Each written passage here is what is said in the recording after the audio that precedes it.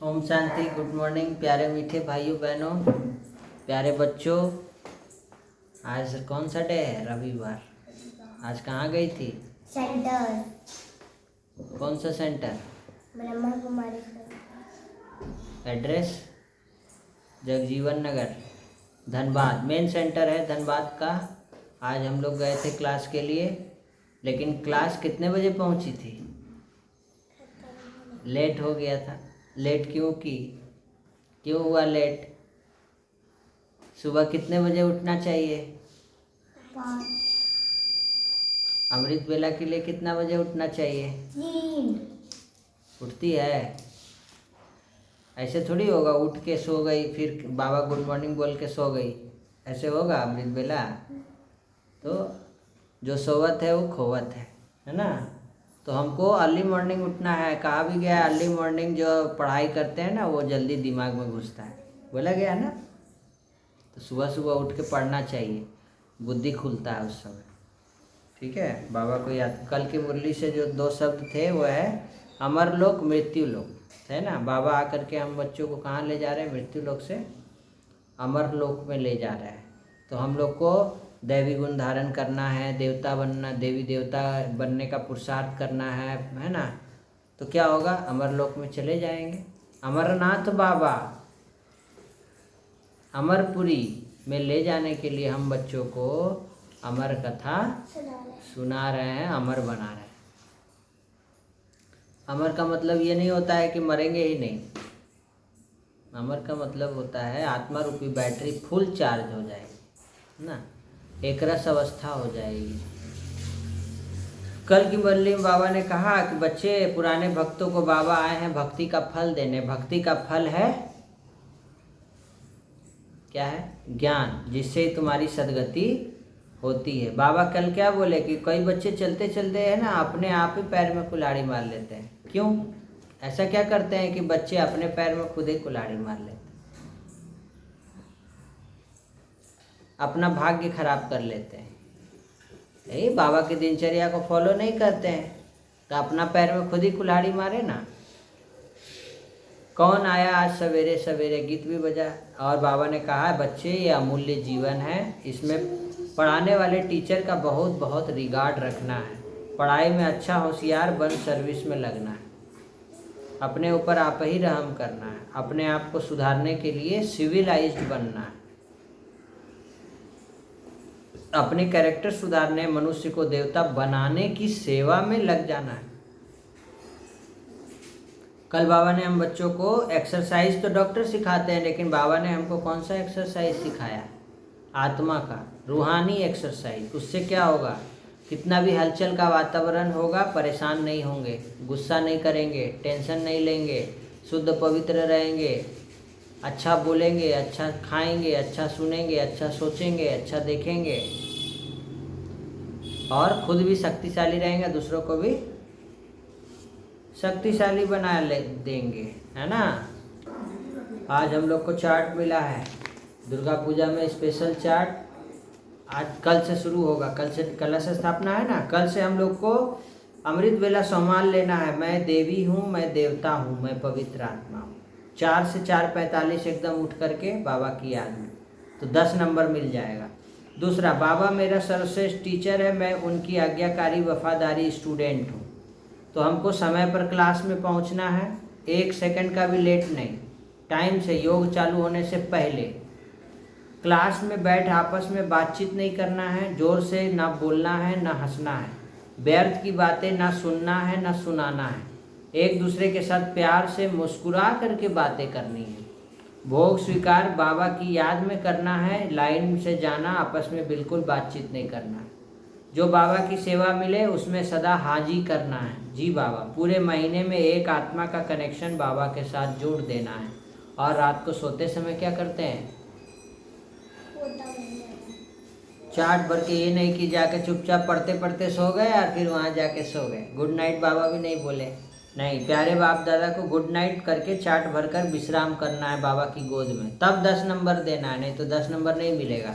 तो ये चार्ट तुम लोग को भी भरना है, भरेगी ना? भरना है। तो आज की मुरली है 21 सितंबर 2025, अव्यक्त बाप दादा 2 फरवरी 2007, रिवाइज डेट है। आज संडे है ना, अव्यक्त मुरली होता है। अव्यक्त फरिश्ता बन करके मुरली सुनना है, अव्यक्त स्वरूप बना करके बाबा से डायरेक्ट मुरली सुनना है, अव्यक्त बाप दादा से। आज बाबा ने कहा परमात्मा द्वारा प्राप्त 3 विशेषता है। कौन कौन सा 3? Holiest, highest, richest. बोलो 3 विशेषता बाबा में याद दिलाते हैं कि सच्चा ब्राह्मण कौन है, जो होलीएस्ट भी है, हाईएस्ट भी है, अवस्था में हाईएस्ट, और सदा संपन्न मतलब रिचेस्ट है।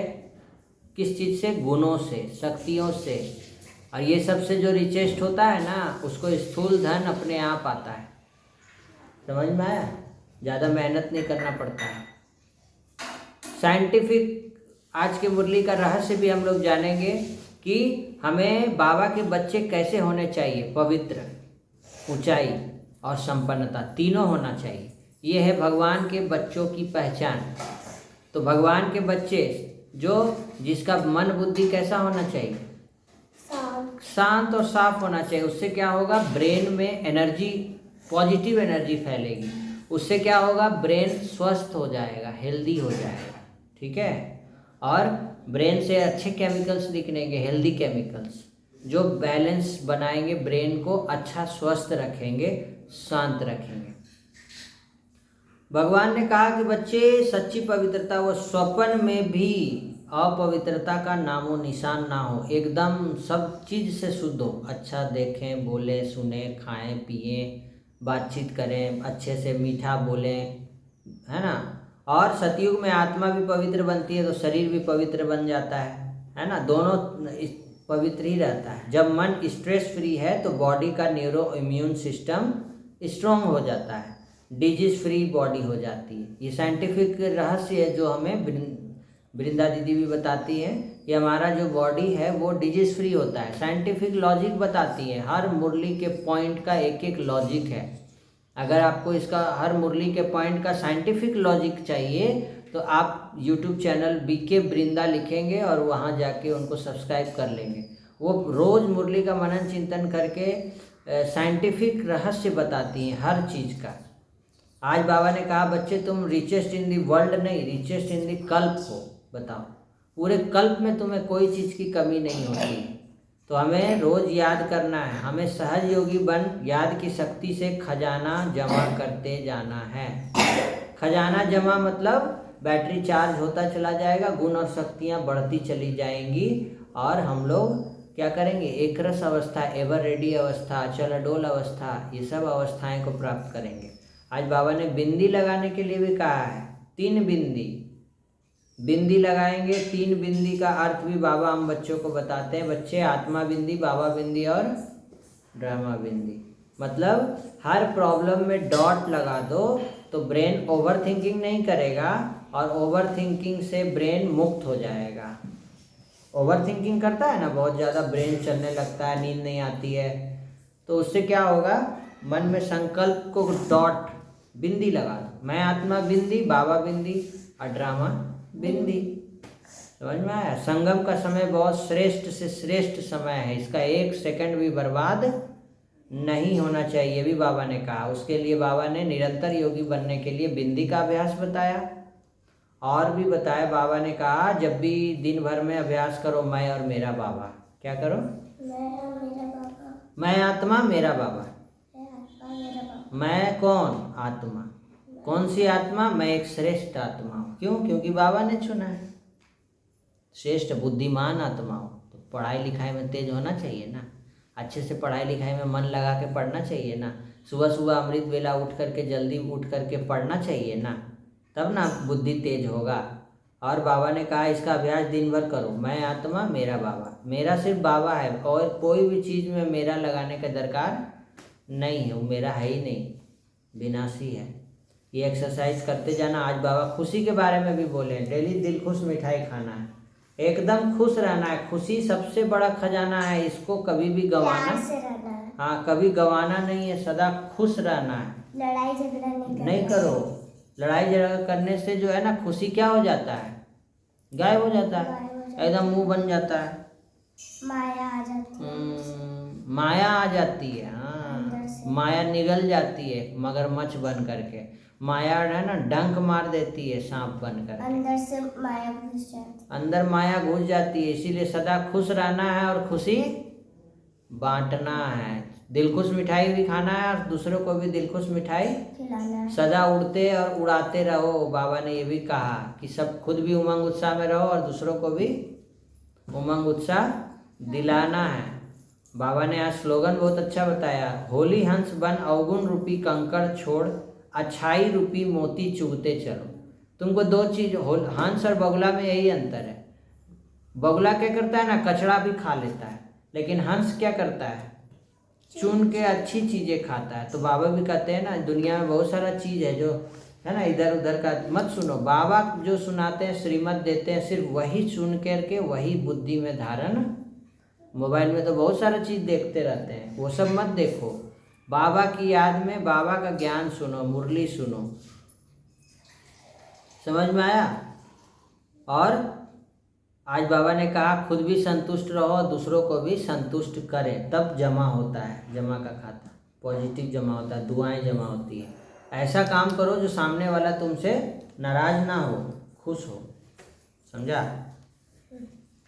और आज की कहानी है, तो आज की मुरली से हम लोग ये ले सकते हैं दो शब्द, रिचेस्ट पुअरेस्ट।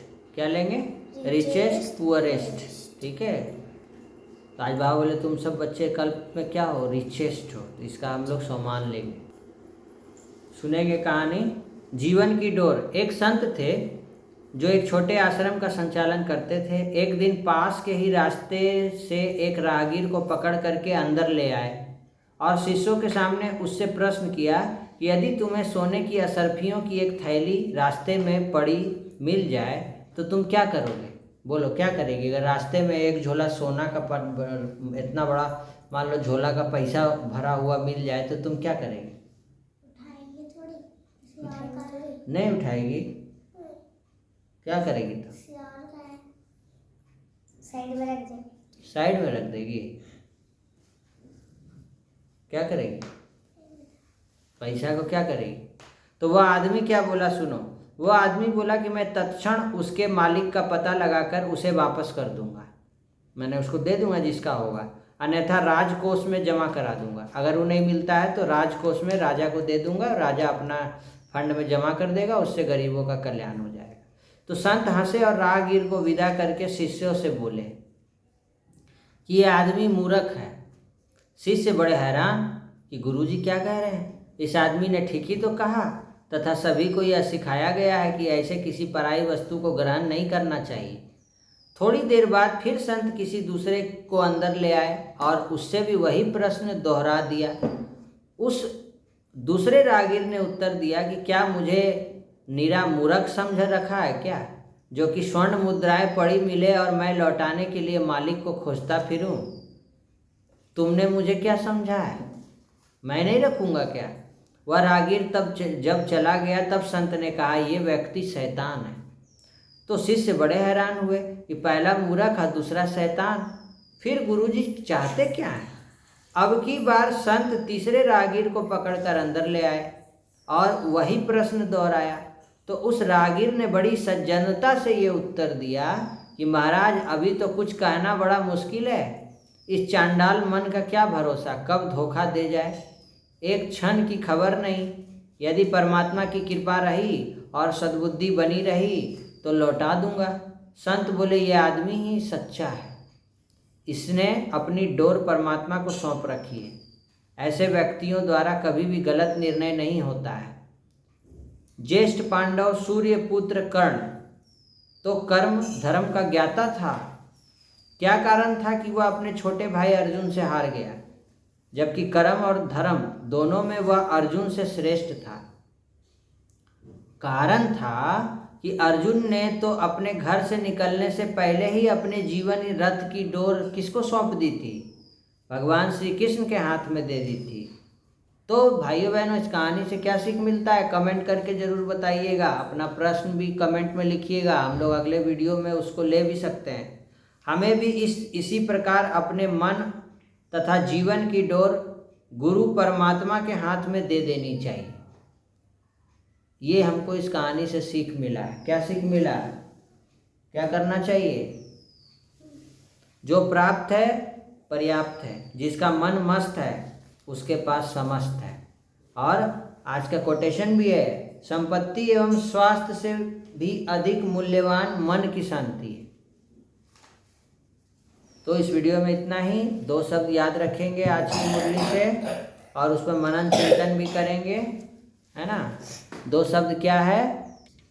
पुअरेस्ट और रिचेस्ट। तो ये होमवर्क यहाँ लिख लो, बीच में लाइन खींच लो, ठीक है। ये सामान लिखी है एक पेज, होमवर्क भी चेक दिखा रही है, चेक कर देते हैं। इसका भी पुअरेस्ट और रिचेस्ट, ये इस पे तुमको क्या करना है? लिखना है कि पुअरेस्ट, बाबा हमको रिचेस्ट बनाने आए हैं तो क्या क्या देते हैं, ठीक है। और आज का सामान ले लीजिए। स्वीट साइलेंस की लवलीन स्थिति द्वारा नष्टो मोह समर्थ स्वरूप भव। तो क्या लेंगे? मैं नष्टो मोह समर्थ स्वरूप आत्मा हूँ, ठीक है। कहीं भी कोई मोह ना हो, देव देह के कोई संबंध नहीं, एक बाबा याद रहे, मेरा, मैं आत्मा, मेरा बाबा, बस इसके बीच में कोई ना है, ठीक है। एक लिख लो, मैं समर्थ स्वरूप नष्टो मोह आत्मा हूँ। धन्यवाद। फिर से मिलते हैं। कल कलश स्थापना है, दुर्गा पूजा का स्टार्टिंग हो रहा है। दुर्गा पूजा के रहस्य के बारे में भी कल हम लोग कल के वीडियो में जानेंगे, बताएंगे कि दुर्गा पूजा का क्या रहस्य है, क्यों दुर्गा जी महिषासुर का वध करती हैं, महिषासुर कौन है ना। और आज के समय में डिजिटल महिषासुर जो निकला है, डिजिटल रावण, उसका जो है कैसे खात्मा होगा, कैसे शिव शक्तियाँ पांडव मिलकर उसका खात्मा करेंगे भगवान के साथ मिल करके। धन्यवाद, थैंक यू। ओम शांति। सबका भला हो, सब शांत रहे, सुखी रहे, निरोगी रहे, नशा मुक्त रहे।